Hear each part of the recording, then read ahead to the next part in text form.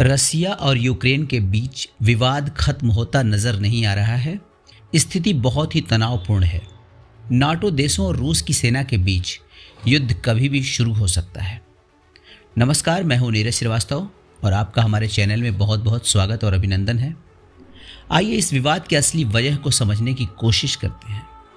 रसिया और यूक्रेन के बीच तनाव की जो सबसे प्रमुख वजह है वो ये है कि यूक्रेन नाटो कंट्रीज में शामिल होना चाहता है और रसिया चाहता है यूक्रेन को नाटो में जाने से रोकना, क्योंकि बहुत पहले ही उसके दो पड़ोसी मुल्क लाटविया और एस्टोनिया नाटो के सदस्य बन चुके हैं। अगर यूक्रेन भी नाटो का सदस्य बन जाता है तो अमेरिका और जो नाटो कंट्रीज हैं उनकी पहुंच रसिया के बहुत करीब तक हो जाएगी और रसिया लगभग हर तरफ से अपने दुश्मन देशों से घिर जाएगा। तो यूक्रेन को रोककर वो एक तरीके की सेफ्टी चाहता है कि वेस्टर्न कंट्रीज, नाटो कंट्रीज उससे दूर रहें। आइए समझते हैं नाटो है क्या। NATO North Atlantic Treaty Organization 30 देशों का ऐसा सैन्य संगठन है जिसमें बहुत ही ताकतवर मुल्क शामिल हैं, जिनमें अमेरिका, ब्रिटेन, फ्रांस, कनाडा जैसे ताकतवर मुल्क शामिल हैं।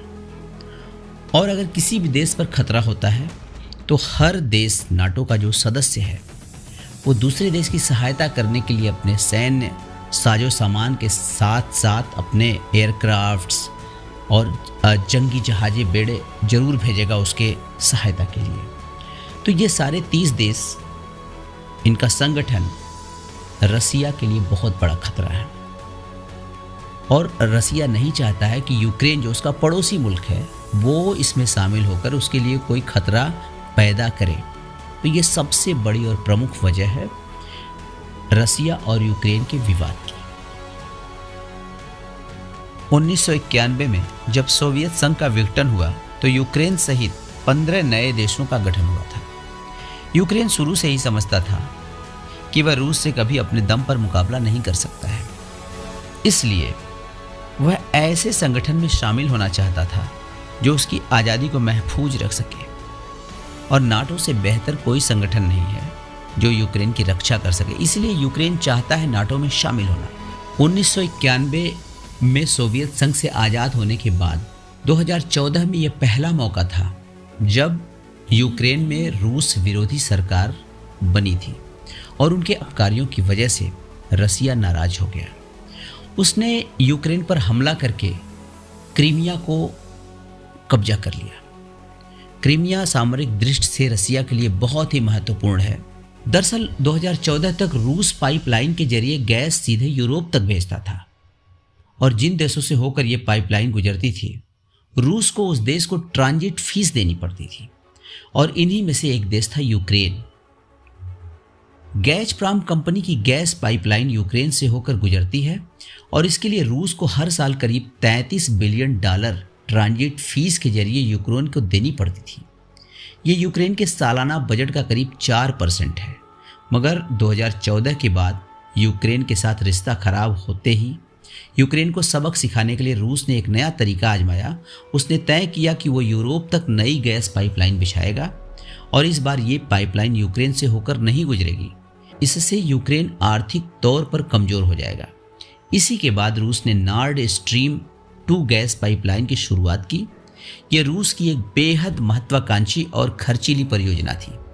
इस योजना के तहत वेस्टर्न रूस से नॉर्थ ईस्टर्न जर्मनी तक बाल्टिक महासागर के रास्ते लगभग 1200 किलोमीटर लंबी गैस पाइपलाइन बिछाई गई। इसकी कीमत करीब $10 बिलियन है।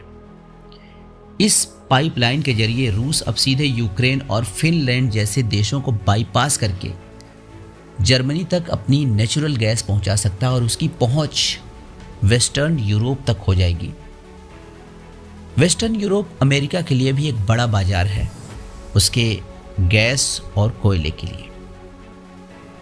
अगर रूस इस योजना में कामयाब हो जाता है तो वो उसकी लागत कम हो जाएगी और वो कम दामों पर इन कंट्रीज को अपनी नेचुरल गैस को बेच पाएगा और अमेरिका को नुकसान उठाना पड़ेगा। इसलिए अमेरिका चाहता है कि ये जो गैस पाइपलाइन है ना उसकी, वो बंद हो जाए, वो योजना कामयाब ना हो। यूक्रेन भी नाराज़ है क्योंकि उसको जो मोटा फीस मिलता था ट्रांजिट मनी के रूप में, वो अब मिलना बंद हो जाएगा। फिनलैंड को भी प्रॉब्लम है। तो ये सारे मुल्क मिलके चाहते हैं कि रूस की ये परियोजना बंद हो जाए। और यूक्रेन को अगर नाटो में ले लिया जाता है तो इनकी पहुंच एकदम से रसिया के निकट तक हो जाएगी। तो कुल मिला के ये राजनीति का खेल है, अर्थव्यवस्था का खेल है, और दो महाशक्तियां टकराने को हैं। नाटो के तमाम मुल्क रसिया के खिलाफ हैं, वो उस पर सैंक्शन लगाने की बात कर रहे हैं। लेकिन अगर रसिया की ये गैस परियोजना रुक जाती है, रसिया वहाँ तक गैस नहीं पहुँचा पाता है, तो वेस्टर्न यूरोप के तमाम देश ठंड से जम जाएंगे। तो नुकसान भी है वेस्टर्न कंट्रीज का, लेकिन वो रसिया पर दबाव बनाना चाहते हैं कि किसी तरीके से यूक्रेन को साथ दिया जाए और रसिया को बैकफुट पर ढकेला जाए। अब सवाल यह है कि भारत का इसमें स्टैंड क्या है। रूस यूक्रेन के विवाद में भारत की स्थिति भी बहुत महत्वपूर्ण है। रूस और अमेरिका दोनों भारत के लिए महत्वपूर्ण हैं। अभी भी भारत अपने 55% हथियार रूस से ही खरीदता है, जबकि अमेरिका के साथ भारत के संबंध पिछले 10 वर्षों में बहुत अधिक मजबूत हुए हैं। जिस देश में यूक्रेन ने सबसे पहले फरवरी 1993 में एशिया में अपना दूतावास खोला था, वह भारत ही था। तब से भारत और यूक्रेन के बीच व्यापारिक संबंध, रणनीतिक और राजनयिक हर तरह से संबंध मजबूत ही हुए हैं। दूसरी चीज, भारत और चीन का जो विवाद है उसमें रूस ने एकदम से तटस्थ रुख अपनाया हुआ है। यानी ना वो भारत की साइड ले रहा है और ना ही चीन की साइड ले रहा है। वो भारत का स्टैंड देख रहा है कि भारत किसकी तरफ ज़्यादा झुकता है, अमेरिका की तरफ या रसिया की तरफ।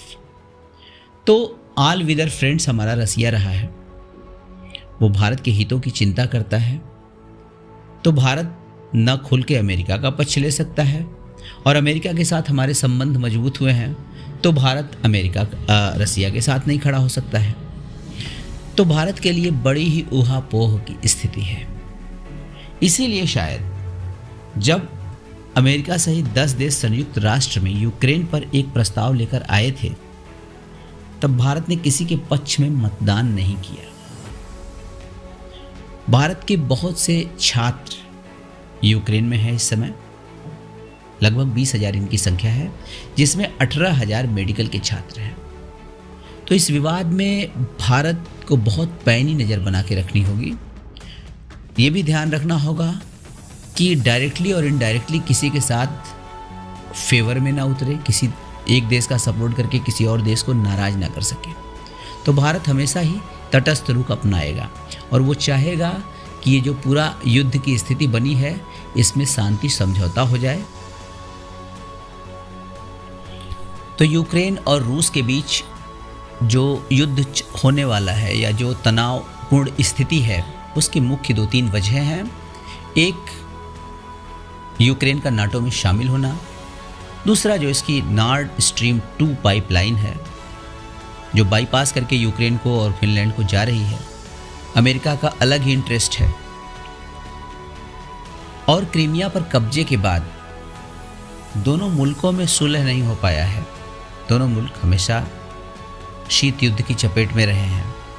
तो कुल मिला के ये सारी वजहें हैं जिसकी वजह से आज पूरी दुनिया इस थर्ड वर्ल्ड वार के मुहाने पर खड़ी है।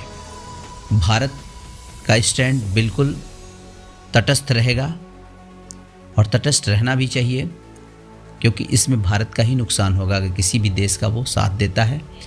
बस इसकी ये है कि शांति वार्ता के जरिए मामला सुलझ जाए। मिलते हैं नेक्स्ट वीडियो में, तब तक के लिए गुड बाय। वीडियो अगर पसंद आई हो तो कृपया मेरे चैनल को लाइक करिए, सब्सक्राइब करिए और इसको शेयर करिए।